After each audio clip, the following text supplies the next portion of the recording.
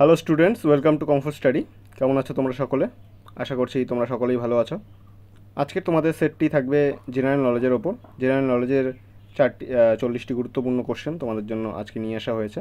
আশা করছি তোমাদের সকলেরই ভালো লাগবে। ভালো লাগলে চ্যানেলটিকে সাবস্ক্রাইব করবে, ভিডিওটিকে একটি লাইক করবে, আর তোমাদের মতন যারা আরও এই এক্সামের জন্য প্রস্তুতি নিচ্ছে তাদের কাছে শেয়ার করে দেবে। তো ভিডিওর শুরুতে বলে রাখি যে আমাদের টেলিগ্রাম চ্যানেলে তোমরা জয়েন করো, সেখানে তোমরা এই ভিডিওগুলোর পিডিএফ পেয়ে যাবে। আর হোয়াটসঅ্যাপে তোমরা তোমাদের পড়াশোনা সম্পর্কিত যে কোনো কোশ্চেন রাখতে পারো, টিচার্সরা তোমাদের কোশ্চেন সলভ করে দেওয়ার চেষ্টা করবে। তোমরা খাতা কলম নিয়ে বসবে আর দেখবে যে কতগুলো তোমাদের ঠিক হচ্ছে, আর সেটা কমেন্ট বক্সে তোমরা অ্যান্সারটা জানাবে। তো ফার্স্ট কোশ্চেন যেটা দেওয়া আছে, লেখা আছে কোনটিকে ভারতীয় শাস্ত্রীয় সঙ্গীতের উৎস বলা হয়।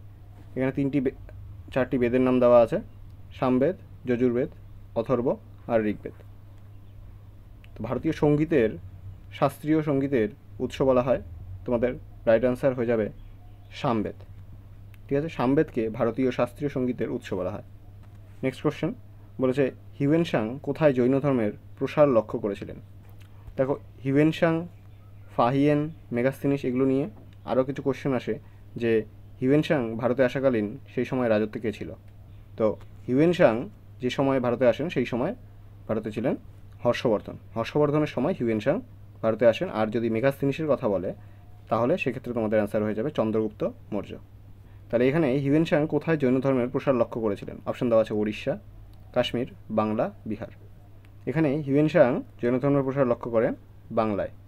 নেক্সট কোশ্চেন, কোন বেদে যাগযজ্ঞ ও ক্রিয়াকলাপের নির্দেশ দেওয়া আছে? আবারও চারটি বেদের নাম দেওয়া আছে: ঋগ্বেদ, যজুর্বেদ, সামবেদ, অথর্ববেদ। তো যাগযজ্ঞ ও ক্রিয়াকলাপের নির্দেশ দেওয়া আছে অপশন নাম্বার খ, যজুর্বেদে। নেক্সট, আশা করছি তোমরা তোমাদের পয়েন্টগুলো নিচ্ছ, যে কতগুলো তোমাদের ঠিক হচ্ছে, কতগুলো ভুল হচ্ছে। কতগুলো ঠিক হলে 40টি কোশ্চেনের মধ্যে সেটা ভিডিওর শেষে তোমরা কমেন্ট বক্সে জানাবে অবশ্যই। তাহলে তোমরা তোমাদের নিজেদের কম্পিটিশনটা বুঝতে পারবে কে কতজন ঠিক করছে। আচ্ছা, এই কোশ্চেনে দেওয়া আছে কোন মন্দিরটি জৈন মন্দির শহর হিসেবে পরিচিত। অপশন দেওয়া আছে উজ্জয়িনী, গিরনার, আমেদাবাদ আর রাজগীর। তো মন্দিরের ব্যাপারে আরেকটি মন্দির যেরকম ব্ল্যাক প্যাগোডা থাকে, ঠিক আছে, তারপর যেরকম স্বর্ণ মন্দির, যেটা কোথায় অবস্থিত? পাঞ্জাবের অমৃতসরে, তাই না? তো এখানে বলেছে যে কোন মন্দিরটি জৈন মন্দির শহর নামে পরিচিত, সেটি হলো তোমাদের রাইট অ্যান্সার হয়ে যাবে গিরনার। নেক্সট কোশ্চেন বলেছে কার রাজত্বকালে প্রথম বৌদ্ধ মহাসভা অনুষ্ঠিত হয়েছিল। অপশন দেওয়া আছে অজাতশত্রু, অশোক, হর্ষবর্ধন, কনিষ্ক। তো বৌদ্ধ সভা অনুষ্ঠিত হয়েছিল অজাতশত্রুর রাজত্বকালে। নেক্সট কোশ্চেন বলেছে কার বদান্যতায় 1784 খ্রিস্টাব্দে মার্চ মাসে ম্যাঙ্গালোরের সন্ধি হয়েছিল। ম্যাঙ্গালোরের যে সন্ধি হয়েছিল সেটা কার বদান্যতায় হয়েছিল? অপশন দেওয়া আছে Warren Hastings, colonel ফুলারটন, Tipu Sultan আর লর্ড ম্যাকটনি। তো এই ম্যাঙ্গালোরের সন্ধি কিন্তু লর্ড ম্যাকটনির বদান্যতায় হয়েছিল। নেক্সট কোশ্চেন বলেছে সঞ্জীবনী পত্রিকার সম্পাদক কে ছিলেন। পত্রিকাগুলো খুব ইম্পর্টেন্ট থাকে তোমাদের, যে যে এক্সামই তোমরা দিচ্ছ জিকের থেকে, পত্রিকাগুলো কিন্তু খুব ইম্পর্টেন্ট থাকে। কোনটি দৈনিক পত্রিকা, মাসিক পত্রিকা কিংবা সাপ্তাহিক পত্রিকা, ঠিক আছে, আর কে কোন পত্রিকার সম্পাদক ছিল, এগুলো তোমরা একটা খাতার মধ্যে, একটা পেজের মধ্যে সবগুলো লিখে রাখতে পারো পাশে। তাতে পরীক্ষার আগের সময়ে চোখ বুলিয়ে নিতে সুবিধা হবে, দেখতে সুবিধা হবে, মনে থাকবে। তো এখানে অপশন দেওয়া আছে সঞ্জীবনী পত্রিকার সম্পাদক কে ছিলেন। অপশন দেওয়া আছে কৃষ্ণকুমার মিত্র, ব্রহ্মবান্ধব উপাধ্যায়, প্রমথনাথ মিত্র আর ভূপেন্দ্রনাথ দত্ত। তো এই সঞ্জীবনী পত্রিকা যে ছিল এটি কিন্তু কৃষ্ণকুমার মিত্র এর সম্পাদক ছিল, ঠিক আছে। আর এখানে দেখো যে ব্রহ্মবান্ধব উপাধ্যায়, অনেকে হয়তো ব্রহ্মবান্ধব উপাধ্যায় করেছ, ব্রহ্মবান্ধব উপাধ্যায় কিন্তু তিনিও সম্পাদক ছিলেন, তবে তিনি সন্ধ্যা পত্রিকার সম্পাদক ছিলেন। নেক্সট কোশ্চেনে চলে যাই। বলেছে হিতবাদী পত্রিকা কে প্রকাশ করেন। আবারও পত্রিকা থেকে একটা কোশ্চেন, হিতবাদী পত্রিকা কে প্রকাশ করেন। দেখো, আরও কিছু পত্রিকা যেরকম আছে তত্ত্বাবধানী পত্রিকা, ঠিক আছে, সেটা যদি থাকে যে তত্ত্বাবধানী পত্রিকা কে প্রকাশ করেন বা কে সম্পাদনা করেন, তাহলে কিন্তু সেখানে দেবেন্দ্রনাথ ঠাকুর হয়ে যাবে তোমাদের অ্যান্সার। একই রকমভাবে বেঙ্গল গ্যাজেট অনেকবারই এসেছে, বেঙ্গল গ্যাজেট যদি বলে বেঙ্গল গ্যাজেট কে প্রকাশ করেন বা কে সম্পাদনা করেন, তাহলে সেক্ষেত্রে তোমাদের গঙ্গা কিশোর ভট্টাচার্য হয়ে যাবে অ্যান্সার। আর এখানে যে হিতবাদী পত্রিকার কথা বলা হয়েছে, এই হিতবাদী পত্রিকা কিন্তু ভূপেন্দ্রনাথ দত্তের, ভূপেন্দ্রনাথ দত্ত এটি কী করেন? প্রকাশ করেন। নেক্সট কোশ্চেন বলেছে জাতীয় গ্রামীণ বিকাশ প্রতিষ্ঠানটি কোথায় অবস্থিত। গ্রামীণ বিকাশ প্রতিষ্ঠান, এটা জাতীয় গ্রামীণ বিকাশ প্রতিষ্ঠানটি কোথায় অবস্থিত। অপশন দেওয়া আছে সিমলা, হায়দ্রাবাদ, পাটনা, দিল্লি। তো এখানে তোমাদের রাইট অ্যান্সার হয়ে যাবে হায়দ্রাবাদে জাতীয় গ্রামীণ বিকাশ প্রতিষ্ঠানটি রয়েছে। নেক্সট কোশ্চেন বলেছে কোন দেশটি ইউরোপীয় ইকোনমিক কমিটির সদস্য নয়? এখন আসূচক কোশ্চেন কিন্তু এটা, ভালোভাবে পড়তে হবে কোশ্চেন। তাড়াহুড়ো করে যদি নয় এই কথাটা না পড়ো তাহলে কিন্তু যে কেউ জার্মানি, ইতালি এগুলো অপশানে ঠিক করে দিয়ে চলে আসবে, তোমাদের জানা কোশ্চেন ভুল হয়ে যাবে। তাই জন্য কোশ্চেনটা ভালো মতন আগে পড়তে হবে। বলেছে ইউরোপীয় ইকোনমিক কমিটির সদস্য নয় কে? অপশান দেওয়া আছে পোল্যান্ড, জার্মানি, ইতালি, ইংল্যান্ড। এখানে তোমাদের রাইট অ্যান্সার হয়ে যাবে পোল্যান্ড। পোল্যান্ড কিন্তু এই ইউরোপীয় ইকোনমিক কমিটির সদস্য একদমই নয়। বাকি যে জার্মানি, ইতালি, ইংল্যান্ড আছে তারা কিন্তু সদস্য। নেক্সট কোশ্চেন বলেছে 1904 সালে ভারতে প্রথম কোথায় সিমেন্ট উৎপাদন শুরু হয়? অপশান দেওয়া আছে ত্রিবান্দ্রম, চেন্নাই, কোটা, আমেদাবাদ। এখানে তোমাদের রাইট অ্যান্সার হয়ে যাবে আমেদাবাদ। আমেদাবাদে প্রথম সিমেন্ট উৎপাদন শুরু হয়েছিল। নেক্সট কোশ্চেনে বলেছে কত সালে এমআরটিপি আইন চালু হয়? অপশান দেওয়া আছে 1969, 1965, 1968 আর 1972। তো এমআরটিপি এই আইনটি চালু হয়েছিল 1969 সালে। নেক্সট কোশ্চেন বলেছে কত সালে ভারত সরকার বাছাই করা শেয়ার ছাড়ে? বাছাই করা শেয়ার কবে ছেড়েছিল? সাল দেওয়া আছে 1990 সাল, 1992, 1955 আর 1956। তো এই ক্ষেত্রে ভারত সরকার বাছাই করা শেয়ার ছাড়ে 1956 সালে। নেক্সট বলেছে ভারতের বৃহত্তম বেসরকারি ব্যাংক কোনটি? খুব কমন একটা কোশ্চেন, খুব কমনযোগ্য আর ইম্পর্টেন্ট একটা কোশ্চেন। ভারতের বৃহত্তম বেসরকারি ব্যাংক কোনটি? বেসরকারি কথা বলেছে, তো অপশান দেওয়া আছে Axis bank, ICICI bank, HDFC bank আর সিআইআই। তো এখানে তোমাদের রাইট অ্যান্সার হয়ে যাবে আইসিআইসিআই ব্যাংক, ভারতের বৃহত্তম বেসরকারি ব্যাংক। নেক্সট কোশ্চেন বলেছে 1985 সালে কেরি হিউমের লেখা বইটির নাম। এই যে কেরি হিউমের লেখা বইটির নাম, অপশান দেওয়া আছে the bone simple, the old devils, the famished road, the English payment. Sorry, এটা পেটেন্ট হবে, এখানে পেমেন্ট আছে, দ্য ইংলিশ পেটেন্ট হবে। তো কেরি হিউমের লেখা বইটির নাম কী ছিল? তোমাদের রাইট অ্যান্সার হয়ে যাবে the bone simple. Next question বলেছে লাইফ অফ পাই বা পিআই বইটি কার রচিত? খুব চেনা পরিচিত আর বিখ্যাত একটি বই, লাইফ অফ পিআই বইটি কার রচিত? অপশান দেওয়া আছে Ian McEwan, James Kelman, Yann Martel আর কিরণ দেশাই। তো লাইফ অফ পিআই বইটি রচিত ইয়ান মার্টেলের দ্বারা। নেক্সট কোশ্চেন বলেছে সামথিং টু আনসার ফর বইটি কার লেখা? অপশান দেওয়া আছে কার্নিস রুবেল, ডেজি ফ্যাবেল, ভিএস নাইপাল, পিএইচ নিউবি। তো সামথিং টু অ্যান্সার ফর বইটি কার লেখা? তোমাদের রাইট অ্যান্সার হয়ে যাবে পিএইচ নিউবি। নেক্সট কোশ্চেন বলেছে 2003 সালে সঞ্জীব সিং কোন বিভাগে অর্জুন পুরস্কার পেয়েছিল? পুরস্কারের যে পার্টটা আছে, পুরস্কার থেকে যে কোশ্চেনগুলো আসে সেগুলো কিন্তু খুব ইম্পর্টেন্ট কোশ্চেন হয়। তো অর্জুন পুরস্কার প্রথমে জেনে রাখো, অর্জুন পুরস্কার কোন বিষয়ে দেওয়া হয়? খেলাধুলোর ব্যাপারে কিন্তু অর্জুন পুরস্কার দেওয়া হয়ে থাকে। তো অপশান দেওয়া আছে দেখো দাবা, কবাডি, হকি, জুডো। তো এখানে সঞ্জীব সিংয়ের কথা বলেছে যে সঞ্জীব সিং এখানকার মতো কোন বিভাগে অর্জুন পুরস্কার পেয়েছিল? তোমাদের রাইট অ্যান্সার হয়ে যাবে কবাডি। নেক্সট কোশ্চেন বলেছে 2006 সালে স্কোয়াশ বিভাগে কে অর্জুন পুরস্কার পেয়েছিল? 2006 সালে স্কোয়াশ বিভাগে কে অর্জুন পুরস্কার পেয়েছিল? অপশান দেওয়া আছে সৌরভ ঘোষাল, বিজেন্দর সিং, বিজয় কুমার আর রমেশ কুমার। এখানে তোমাদের রাইট অ্যান্সার হয়ে যাবে Sourav Ghoshal, option number A. Next বলেছে অক্ষয় অনিতা চানু 2004 সালে কিসের জন্য পুরস্কার পান? অক্ষয় অনিতা চানু 2004 সালে কিসের জন্য পুরস্কার পান? অপশান দেওয়া আছে গলফ, জুডো, কবাডি, শুটিং। তো তিনি কিন্তু জুডোর জন্য পুরস্কার পেয়েছিলেন। নেক্সট কোশ্চেন মনোজ বসু কোন উপন্যাসের জন্য 1966 সালে সাহিত্য একাডেমি পুরস্কার পেয়েছিল? মনোজ বসু কোন উপন্যাসের জন্য 1966 সালে সাহিত্য একাডেমি পুরস্কার পেয়েছিল? উপন্যাসটির নাম কি? অপশান দেওয়া আছে নিশি কুটুম্ব, মোহিনী আড়াল, রাজনগর আর শাম্প। তো এখানে তোমাদের রাইট অ্যান্সার হয়ে যাবে অপশান নাম্বার এ নিশি কুটুম্ব। নেক্সট কোশ্চেন বলেছে অমৃতস্য পুত্রী উপন্যাসটি কার রচিত? এটাও একটা ফেমাস রচনা উপন্যাস। তো অমৃতস্য পুত্রী এই উপন্যাসটি কার রচিত? অপশান দেওয়া আছে সমরেশ মজুমদার, কমল দাস, রাধারমণ মিত্র, সমরেশ বসু। তো এখানে তোমাদের রাইট অ্যান্সার হয়ে যাবে কমল দাস। কমল দাস এই উপন্যাসটি রচনা করেন। নেক্সট বলেছে কোন উপন্যাসটি সন্তোষ কুমার ঘোষ রচিত?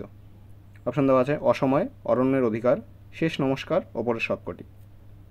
তো সন্তোষ কুমারের রচিত একটি উপন্যাসের নাম, তোমাদের এখানে রাইট অ্যান্সার হয়ে যাবে শেষ নমস্কার। এটা সন্তোষ কুমার ঘোষের রচিত। নেক্সট কোশ্চেন বলেছে বাবরের প্রার্থনা কাব্যটির রচয়িতা কে?